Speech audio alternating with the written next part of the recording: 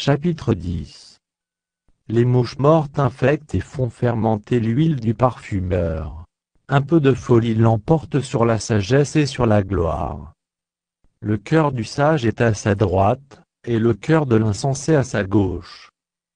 Quand l'insensé marche dans un chemin, le sens lui manque, et il dit de chacun: voilà un fou.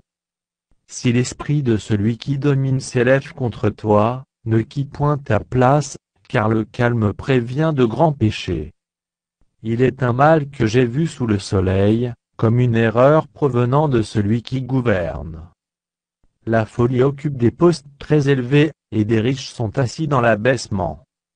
J'ai vu des esclaves sur des chevaux, et des princes marchant sur terre comme des esclaves.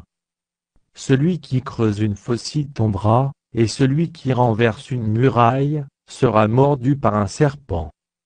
Celui qui remue des pierres en sera blessé, et celui qui fend du bois en éprouvera du danger. S'il a émoussé le fer, et s'il n'en a pas aiguisé le tranchant, il devra redoubler de force, mais la sagesse a l'avantage du succès. Si le serpent mord faute d'enchantement, il n'y a point d'avantage pour l'enchanteur. Les paroles de la bouche du sage sont pleines de grâce, mais les lèvres de l'insensé causent sa perte. Le commencement des paroles de sa bouche est folie, et la fin de son discours est une méchante folie. L'insensé multiplie les paroles. L'homme ne sait point ce qui arrivera, et qui lui dira ce qui sera après lui? Le travail de l'insensé le fatigue, parce qu'il ne sait pas aller à la ville. Malheur à toi, pays dont le roi est un enfant, et dont les princes mangent dès le matin.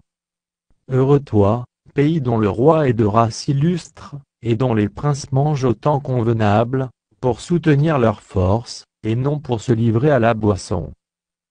Quand les mains sont paresseuses, la charpente s'affaisse, et quand les mains sont lâches, la maison a des gouttières.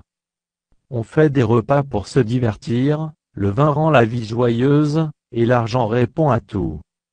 Ne maudis pas le roi, même dans ta pensée, et ne maudis pas le riche dans la chambre où tu couches, car l'oiseau du ciel emporterait ta voix, l'animal et les publieraient tes paroles.